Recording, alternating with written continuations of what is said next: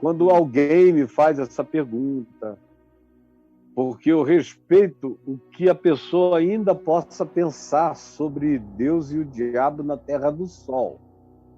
E então, como anteontem eu falei do assunto, ontem me perguntaram de novo. Aí, por que eu falei explicitamente de diabo, possessão, opressão, sujeição?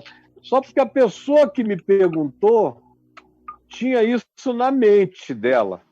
E eu estava falando para ela. Então, para ela, o diabo existe ainda todo dia. Para ela, o diabo ainda é um tema a ser considerado. Para ela, o diabo ainda é uma questão. Ou, quem sabe, para alguns, o diabo ainda é até uma ameaça. Mas, para mim, olha, deixei o diabo para trás há muitos anos.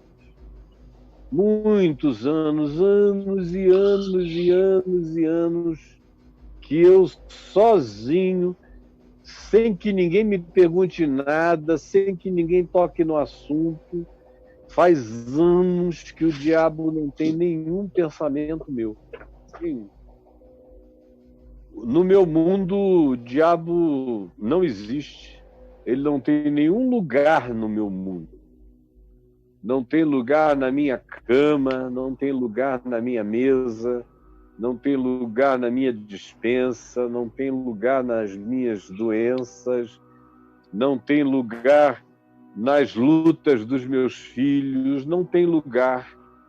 Em Cristo Jesus, o diabo pode se vestir de Carmen Miranda. Eita! Mas para mim ele não tem lugar. Não há espaço para diabo algum na minha mente.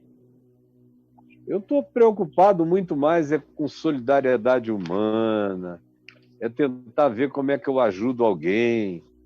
E, por exemplo, eu estou aqui pregando. Eu não estou lá num lixão, expulsando urubu. Eu estou aqui pregando, eu não estou numa favela, como eu já estive em muitos outros tempos da minha vida, lidando com pessoas. Não, eu estou aqui dentro da minha biblioteca em casa, na pandemia. Já não sou mais garoto, já estou a caminho de ficar cada dia mais idoso na direção da casa eterna. Mas eu estou aqui servindo milhares, olha aí em volta, em todas as redes sociais, ao vivo, para não falar no que vai acontecer depois, que é muito maior ainda, muito mais gente assiste depois do que até na hora. E todo mundo vem me dizendo, meu Deus, eu fui salvo do suicídio, da depressão, do pânico, da angústia, da culpa, do medo. Fui salva do diabo que me perseguia como um pânico herdado. Para mim, o diabo se transformou só num tema, num tópico de pânicos herdados na religião, especialmente nos ambientes religiosos que não conseguem sobreviver sem a ajuda do diabo. Tem que ter um diabo que é anunciado mais do que Deus, mais do que Jesus, para as pessoas irem para casa com o diabo na cabeça, verem o diabo atrás do armário, atrás, embaixo da cama, em todos os lugares. Ou seja, o diabo só existe para mim quando alguém me traz o tema e eu enfio a mão tentando ajudar a pessoa a pensar na vida com categorias não diabólicas. Como ultimamente foi aquele caso da menina que perguntou se o diabo ou os demônios liam o pensamento. Foi ontem. Eu falei, não, anteontem. Eu falei, não, minha filha, não precisa, até eu sei. Máquinas saberão, deixa isso para lá. Agora, se o diabo é como se diz que o diabo é, ele saberá naturalmente o que você pensa, mas e daí? E daí? Se eu ando com algum capacete da salvação, se eu ando sem medo, justificado mediante a fé, tendo paz com Deus, é esse o meu capacete, essa é a minha couraça de justiça, esse é o meu escudo da fé, essa é a minha espada do Espírito, essa é a minha preparação do Evangelho da Paz, esse é o meu cingir-me com a verdade, então não tem lugar para diabo em mim. Pode jogar as setas que queira, ele está trabalhando sozinho, eu não dou nem audiência. Dentro de mim, meu amigo, não tem esse levantamento estatístico para ver com quanto que o diabo está hoje, porque na cruz ele foi reduzido a nada, não é isso que Jesus disse? Aquele que se jogar contra essa pedra maravilhosa, contra essa pedra de esquina, que é Cristo Jesus, se reduzirá a pedaços, e aquele sobre quem ele cair será reduzido a pó. É por isso que Pedro diz que Jesus foi e pregou no Tártaros aos espíritos em prisão e proclamou, gritou a vitória do Evangelho no coração do inferno. Então, se Jesus já gritou a vitória do Evangelho no coração do inferno, que tempo tenho eu a dar a diabo e que assunto tenho eu com Satanás? Como diz João no Apocalipse, é um negócio perigoso. Esses que ficam querendo conhecer, o Paulo é que diz, na segunda epístola aos Coríntios, querendo conhecer as coisas profundas de Satanás. Nós não. Nós não. Eu não. No meu mundo que tem é Cristo, a esperança da glória, e vivendo nele, eu não tenho satanases a serem observados. Eu estava dizendo ontem a um amigo, conversando uma coisa parecida, um amigo público muito conhecido, que me mandou um áudio ontem à noite, eu respondi a ele, eu estava dizendo a ele, olha só, eu não tenho esse tempo há muitos anos, na realidade, eu comecei a deixar de ter tempo para o diabo, ou ter espaço para Satanás, quando eu ainda morava em Manaus. Eu expulsei tanto demônio e aprendi tanta diferença entre supostamente demônios e doenças mentais e outras coisas, que isso foi ficando pequeno para mim e eu fui embora. Hoje eu estava dizendo a ele, se eu tiver tempo eu estou vendo alguma coisa sobre mecânica quântica, sobre a natureza do universo, sobre as estruturas da existência detectável no espaço-tempo. Eu estou muito mais preocupado com mundos paralelos a esse, que me mostram a grandeza da criação e da extensão, como Paulo mandou que fosse, né? Escrevendo aos Efésios. Eu quero que vocês aprendam a altura, a profundidade, a largura e o comprimento do amor de Cristo. Então, eu meço cada vez mais a infinitude do amor de Cristo na percepção da minha finitude através dos mundos que Deus criou e que o amor de Deus assambarca. E Cristo não é o Cristo só da linearidade do espaço-tempo onde a gente vive. Ele é o Cristo de todas as dimensões e de todas as formas de existência, em qualquer que seja a natureza de energia, em qualquer que seja ainda o universo não detectável, não detectado nem nas nossas teorias, quanto mais empiricamente por nós em qualquer dos nossos estudos. Quando detectarem, eu vou dizer, eu vou batizar cada universo que eles dizem que existe, eu batizo em nome do Pai, do Filho e do Espírito Santo. Quando chegam e me dizem, olha, essa partícula subatômica é maravilhosa, é do caramba, eu digo, então deixa eu batizar, é nova, descobriram agora? Deixa eu batizar em nome do Pai, do Filho e do Espírito.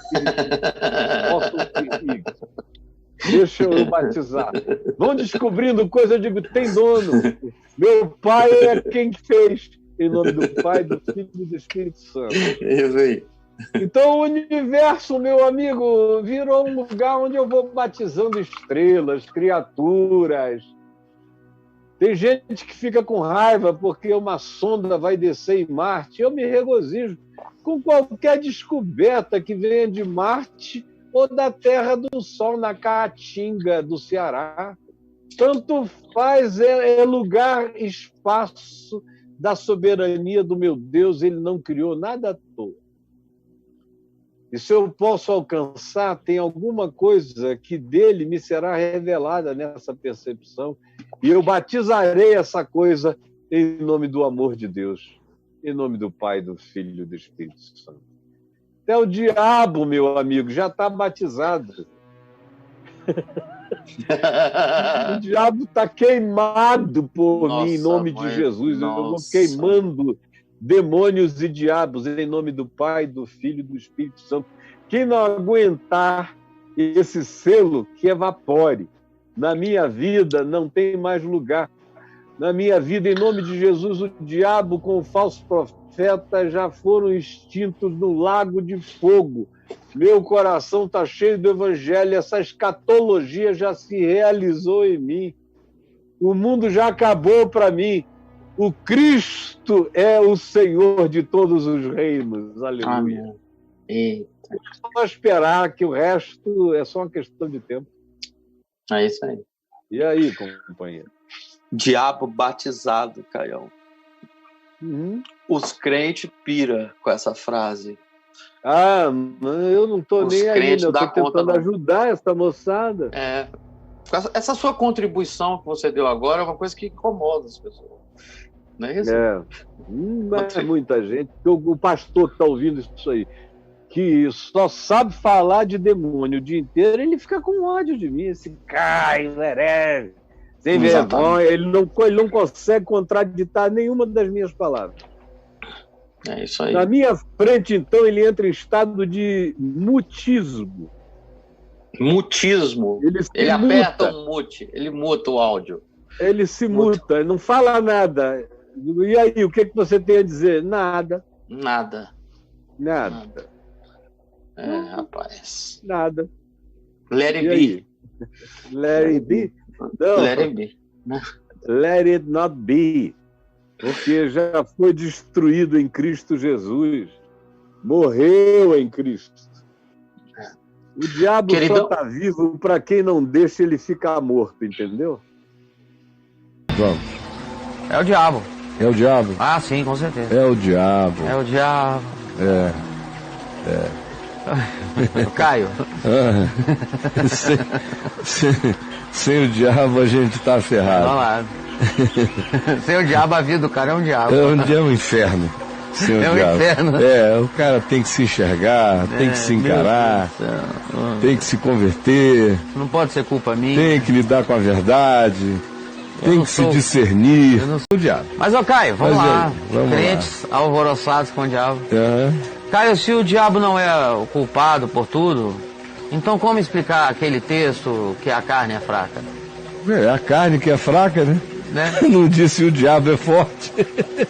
A carne é que é fraca, Olha eu que sou fraco. Caio. O cara, não a carne é culpado dele, de tudo. A carne dele não é dele, é o diabo. Você entendeu? Olha só a loucura, quando ele vem a jogada aqui. Confirmar o que eu fiquei uma hora falando. Exatamente. A doutrinação é tão grande que tudo que seja desejo dele, do corpo dele, da alma dele, é o diabo. É o diabo. Caraca. Toda expressão antagônica ao que ensinaram a ele, que seja a moral e o comportamento de um verdadeiro crente, tudo que seja antagônico a isso é o diabo. É o diabo. Então a carne é o próprio diabo. Cristo em mim não serve para nada. Porque eu estou sempre sendo vencido pela minha carne, portanto, pela ação do diabo na minha carne. O cara não entende que se o diabo for tirado de todas as equações, todas, ainda assim o mundo continua o mesmo. Porque o diabo sou eu. O diabo é você, bicho. O diabo abstrato só pode trabalhar com o que eu forneço a ele. Ele não tem nenhum poder sobre mim que não lhe tenha sido dado. Eu dou o poder que o diabo tem sobre mim. Mas ele não tem nenhum poder que eu não tenha antes dado a ele. É por isso que se diz: resisti ao diabo e ele fugirá de vós. Por que naquele episódio do endemoniado gadareno lá com Jesus, os demônios, a legião diz: não nos mandes para fora do país. Se nos mandas sair dele, não nos mandes para fora do país. Está em Marcos 5. Sim.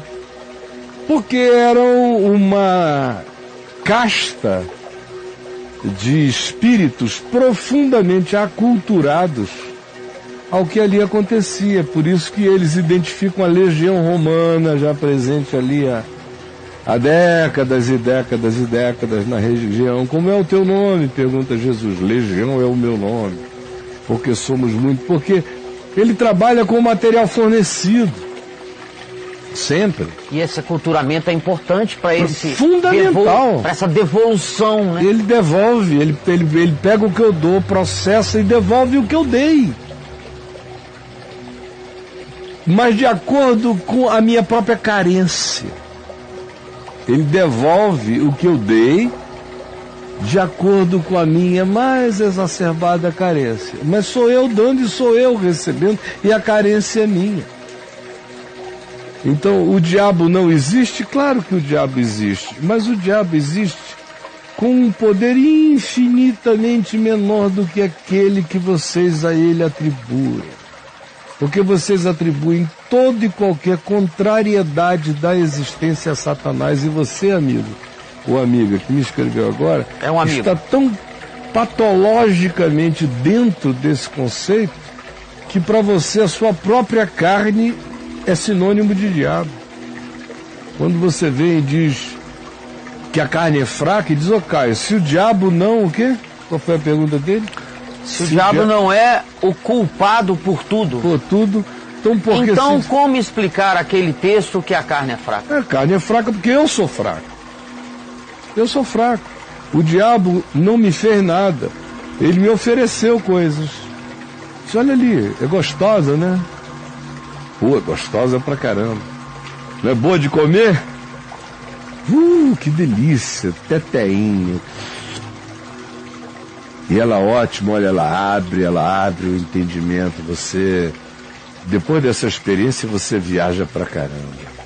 Aí eu vou, estendo a mão, pego a minha mão, como com a minha boca, mastigo, digiro, engulo, vivo o processo todo. Eu fiz. Se eu não fizer, ela fica lá e eu fico aqui. E o diabo fica rouco, falando sozinho. Mas como eu quero, porque ela me é concupiscente, ela me é desejável, é a concupiscência da carne, a concupiscência dos olhos, a concupiscência da vida, são meus. Não são do diabo, estão em mim. Sem que diabo nenhum em mim esteja. É tão óbvio. Mas vocês precisam que o diabo seja o responsável, que é para continuarem sem se enxergar, sem se curar, em absolutamente nada, sem crescerem jamais. Ao contrário, o diabo, essa escolinha do professor Satanás, é o Raimundo dos imbecis religiosos, que não crescem nunca, nunca, nunca, nunca, nunca. Porque quem tem o diabo como mestre, o diabo como bode expiatório, o diabo como o grande transferidor para o qual eu projeto o que é meu, mas eu não quero em mim tratar, quem quer que assim viva se idiotiza eternamente. E é o atestado de que não se irá espiritualmente a lugar nenhum, a compreensão alguma, a percepção alguma, sem falar que do ponto de vista da contingência da vivência social, é um dos agentes de paralisia mental, espiritual, relacional e de morte de boa parte das compreensões necessárias ao trato humano, quando você tem essa pré-compreensão estabelecida na mente e no coração. Agora, pode-se dizer que o diabo, ele trabalha com o arbítrio que nós fornecemos para ele? ele não tem arbítrio? Nós fornecemos o arbítrio para ele? Não, ele tem arbítrio. Ele tem arbítrio? Claro. A Escritura é cheia dessas afirmações do arbítrio pessoal de Satanás. Ele é um ente com pessoalidade e autodeterminação poderosos. E Paulo chega a dizer, pois nós não ignoramos os desígnios de Satanás. Então desígnio é a palavra. O Jesus fala a Pedro, Simão, Simão, Satanás vos requeireu, vos demandou para vos peneirar como trigo. Eu, porém, roguei por ti, para que a tua fé não desfaleça. Tu, pois, quando te converteres, fortalece os teus irmãos. Isso Jesus diz uma vez a Pedro. Não para irresponsabilizá-lo, porque é Pedro quem tem que vigiar. Pedro é quem tem que cuidar. Se eu resistir o diabo foge de mim. Então o responsável sou eu, sempre fui e serei. Se for de qualquer outro modo, eu não estou servindo a Deus e nem ando sob o senhorio de Cristo. Eu ando sob o temor e o pânico do diabo, que não produz em mim um discípulo. Produz apenas um ente de obediências comportamentais apavoradas, que nunca carrega dentro de si a resistência do que possui uma consciência própria submissa ao melhor de Deus por escolha na vida.